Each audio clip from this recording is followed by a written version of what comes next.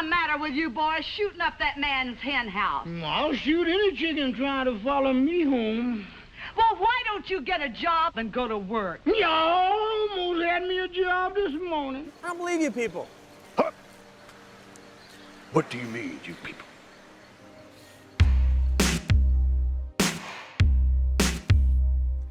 America was founded on the physical exploitation of ethnic others, from enslaved Africans to Chinese immigrants. But while their physical bodies were valuable, early American cinema was not in the habit of seeing them as fully human. The history of cultural appropriation and whitewashing in Western media, essentially treating other cultures like a grab bag of dollar store toys, has its roots in blackface, yellowface, or brownface. Oh boy, so now we get to hear you complain about movies. Great, great. Well, we're off on a great start, Anita, because you're using Tropic Thunder as an example of whitewashing? Because Robert Downey Jr. was in blackface? Have you seen that movie, Anita? I guess so, because you conveniently cut it off when Brendan T. Jackson says, What do you mean, you people? Huh? I mean, that's the joke, that he's in blackface and everyone in the movie calls him out on it. Like, it reminds me of, like, Always Sunny in Philadelphia when they do blackface. Like, the joke is that they're making fun of the concept of blackface. I mean, really? The first clip you showed, sure, that's racist as fuck, and I'm not disagreeing with you. I could understand someone getting upset at this at first glance, but in context of the movie of Tropic Thunder, this makes sense. So yet again, Anita, you've successfully played Jumping to Conclusion. You're familiar with that game, aren't you, Anita? That is, white actors darkening their skin and affecting stereotypical accents and behaviors to denote some other ethnicity. Some of the most iconic examples of early American cinema feature horribly racist portrayals of black folks, Native Americans, or Asians by white actors who exist purely to highlight the supposed savage, animal-like characteristics of non-white peoples. Okay. I mean, honestly, I don't disagree with you here. Hollywood used to be racist as fuck. That was back at a time where shit was messed up and racism was more prolific. But now times have changed drastically in cinema. I mean, you're using an example of a film from 1915, over 100 years ago, a century past, and you're still trying to use that as an example of what's happening now? Or at the very least equating it as if it's the same thing? Like, are you fucking serious? If you want us to kill you, it'd be a sweet death, wouldn't it, Massa? A warrior's death. Oh, darling, I am sorry, but I lost my key. But that was 2 weeks ago. You cannot go on and keep ringing my bell. You disturb me. You must have a key made. Early cinema trafficked in a ton of these kinds of two-dimensional characters, and depending on the genre, most ethnic minorities got the treatment. Again, you're showing movies from years and years ago, like back in the 40s and 50s. Yeah, back in that time, people didn't have the same mindset as we did, and they made very poor, stupid decisions. But that is not happening now. It simply isn't. They're not even in the same league. Westerns were rife with white actors playing either noble savages, demure Indian maidens, or vicious redskins, while the specter of the Yellow Peril brought us a number of thrillers predicated upon the perception of Asians, usually Chinese, as duplicitous, conniving, and malevolent. That's a makeup meant to suggest slitted eyes, and white actors were good to go. Well, won't you come in, Mr. Chan? Thank you so much. Most charming apartment. Thank you. Can only stay a moment. Have found missing pearl? By whose leave do you cross my land? The chief's lands are those his men can hold with arms, Temujin. The Murka chief comes to dispute them? Were we alone, it would be easier, Tagotai. Your blood brother speaks in riddles. Okinawa very fortunate. Culture brought to us. Not have to leave home for it. One of the most insidious tools of white supremacy is its insistence on whiteness as the racial default or as an ethnic empty category. White people manage to exist in a kind of invisible zone, where they are assumed to not have a race or ethnicity. This allows whiteness to wear the cultural, religious, or social signifiers of other ethnic communities, as if they were merely accessories to be purchased at the mall. Oh wait, they are. So, I have a question, Anita. Why are you so keen on separating cultures? Like, when people buy stuff like that, they buy it because they like it. Because they like the culture. Why is that a problem? Yeah, how dare a white person be interested in someone else's culture? How dare they? Never mind the fact that other people of colors have integrated into white culture. It's no surprise that a country founded upon the exploited labor of racialized others would feel a divine right of ownership to both those bodies and their cultures. If you exercise total control over a human being, body and soul, then it's not a great stretch to believe that you own their stories as well. So do you think they're still being owned, Anita? Body and soul? I mean, A, no, and B, what stories are you talking about?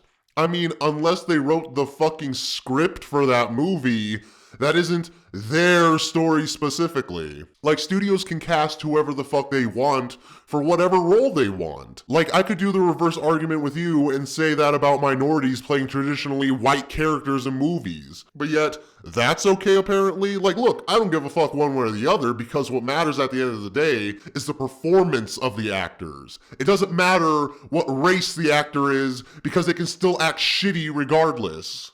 Cultural difference had to be repressed, denigrated, or contained. Part of this containment was accomplished by ensuring that opportunities for ethnic minorities in early cinema remained few and far between. Pop! Hey, Pop! Pop! Gosh, I almost missed you. What are you doing in New York? Got stuck in a crosstown traffic jam. Inspector Vance, this is favorite offspring Jimmy, without whose assistance many cases would have been solved much sooner. 100 years later, and it's no longer rare to see an actual person of color on screen. Oh, hon? Max and I have to do press for my movie, so we can't work tomorrow. Well, can you at least tell people not to put cigarettes out on my family photos? There's a giant hole in my grandma.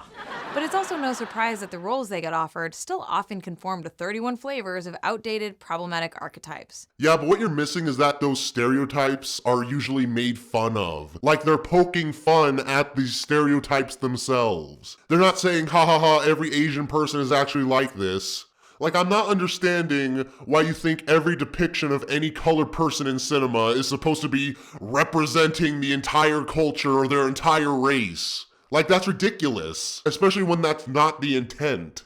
The Pan-Asian martial arts expert, the inner-city thug, the spicy Latina, and everyone's current favorite, the Muslim terrorist. I mean, those are things, Anita. Those are things that do exist. Like, it's funny you show Jackie Chan as, like, a stereotype, when you do know Jackie Chan can actually perform martial arts, right? He actually does his own stunts. Also, you seem to have forgotten that Jackie Chan starred in main roles as the protagonist. So sorry, why is Jackie Chan a valid example again? No games, Mr. Lockhart. Come kill fish. No. And the truly, utterly absurd thing is that it's tempting to think of even those problematic roles as a small step up, because things used to be, and sometimes still are, so much worse. I'm not letting you go! Okay, the problem here, Anita, is that the example you give us is of Prince of Persia, and Jake Gyllenhaal, who is a well-known actor in America and is praised for his performances in various movies, has a net worth of $65 million fucking dollars. Yeah, it's almost like if they get that actor for their movie, they'll attract people who are fans of them and their work. It's almost like a marketing tactic to make their movie more successful and more recognizable. Like, if they casted a Persian actor as the prince in that movie, it wouldn't change the fact that that movie still sucked. In fact, it probably would have done worse because now you've taken an A-list actor you could afford off of your movie. Not only that though, he doesn't look bad as the prince. He at least looks like he does in the game. It's not this. It doesn't even come close to this. So it's 2017, and we've moved away from many, not all, but many, of the most overt racist representations that clouded our media landscape, right? Everyone around me, they feel connected to something I'm not. Really? You're really going to use Ghost in the Shell as an example of this? Yet again, they are paying for the name of the actor. Scarlett Johansson has a net worth of $100 million and once again, looks like the character they are portraying. And most people seem to agree that Scarlett Johansson is a really good actress. So of course they're going to book someone who has a shit ton of experience, has a shit ton of recognition as the lead. Well, let's just say that old school blackface or yellowface are not quite so prevalent as they used to be. You would think that the race to cast white actors in roles that call for people of color would have died a long overdue death. But no. It's still alive and kicking, and folks almost seem to be more and more insistent about keeping it afloat. And depressingly, there's so many more. Seriously. What's so hard about, actually casting people of color in stories that are at least nominally about them? I mean, the examples of movies that you are showing are movies that people did not care about, except of course for Doctor Strange, but that's a Marvel movie, so what do you expect? Anyway, my point is that if these actors were replaced with the actors of their respected race, do you think they'd make these movies any better? Probably not. They probably meet with the same outcomes of people not caring. Correction, probably would care less about it because now these actors' names are no longer attached to the project. Also, on a side note, Anita, you failed to mention that lead actors tend to help produce the movie that they were in because they have connections and they have money. Them being white is irrelevant. You make me happy every time you smile. We're gonna create a beautiful world together. If I can ask you to dinner, you do eat, don't you? How baby?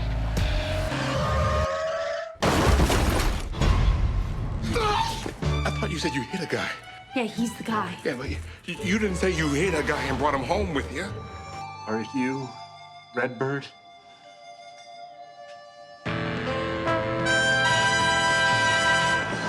You sure you really know how to... What is the sound of one hand slapping?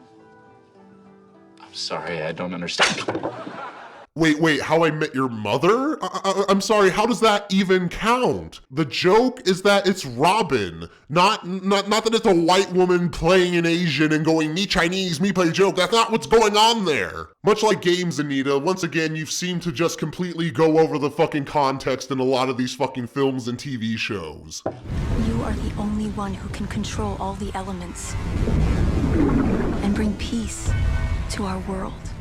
Okay, seriously, you're really going to count The Last Airbender out of all the fucking problems that movie had? That's the one that sticks out to you? Again, I don't think it would have made that much of a difference, and it probably wouldn't have made the movie any better. Again, I don't think it would have mattered because how the movie was written and directed, it still would have turned out poorly. Also, they casted a New Zealand actor and 2 Indian American actors to play important roles of Asians in that movie. So is that not okay too?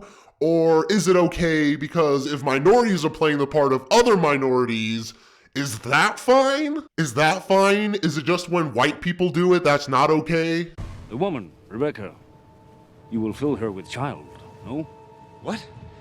No. Okay, let's be honest, Johnny Depp's in that movie because it's a Jerry Bruckheimer movie. He's in a lot of his movies. Plus again, Johnny Depp attracts people. Huge name in America. Kind of the biggest point that burns down your argument. All of these movies you're complaining about are made in America, where the population of white people is 62.06% as of 2017. Sorry we don't get to control the population and say, that's enough white people in this country. We have enough white people. We need to get more diversity up in here. That'd be like if I lived in Japan and I complained that there isn't enough white people being represented in their films. Like, honestly, how far do you go with this shit? Like, is it okay for me to eat at an authentic Mexican restaurant? Like, I want to go there and enjoy their cuisine. I couldn't, right? Because I didn't make the food. I'm white, so I have no business eating their food. Or if I bought a car that was manufactured from Honda or Toyota, like, I'm not allowed to drive that, right? Because those are Japanese brands of cars, and of course, me being white, I shouldn't be entitled to use them. Neither can any other race of people, right? Or no, wait, no, they're allowed to use them. I just can't because I'm white. Like, you see what I'm saying here? Or how about voice acting? Like, you guys are liking the new Samurai Jack season, right? Like, I'm enjoying it quite well myself, but see, Jack is Asian, specifically Japanese, and he's voiced by Phil Lamar, who's black. So we need to change the voice actor to someone who's Japanese. Never mind the fact that regardless of his race, he actually portrays the character quite fucking well. No, it would make the series better, right? It would make it better, because that's the thing holding it back from being truly great, right? I need you to help me make a fake movie. So you want to come to Hollywood and act like a big shot without actually doing anything? Yeah. You'll fit right in. Again, Ben Affleck, big name, recognizable. You seem to not get it, Anita, because of course you don't. So let's just move on. No sense making things hard for yourself by inviting actual people of color on set who might reveal that your entire story is kind of racist. Or, you know, super duper massively racist. A lesson learned by Adam Sandler during the making of The Ridiculous Six. Morning never wears bra. Good morning, boys. You have no right to be here. This is Apache land. And what you gonna do about it, beaver breath? How you know my name?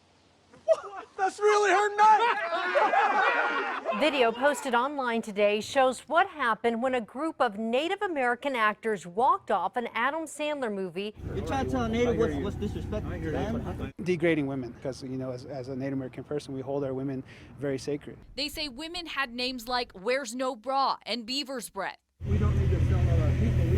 We don't want you to sell our people. We understand, And I understand completely, but we're not going to change beaver. I mean, honestly, if you're getting offended over stupid jokes like "Where's no bra" and "beaver breath," then honestly, the producer said it clear right here. If you're overly sensitive about it, then you should probably leave. Because they don't speak on behalf of every Native American. If they got offended, that is on them. Also, you're on an Adam Sandler movie set. What the fuck were you expecting? Maybe you should have done some fucking research on him first before giving him the okay to be in the movie. And then walked off in a huff because you got offended over a stupid fucking line. It's ridiculous that audiences of color have to keep raising their hands like kids in a classroom and demand to be heard. Yeah, well, that's not the job of a movie. The job of a movie, depending on what you're making, at the end of the day, is to entertain someone.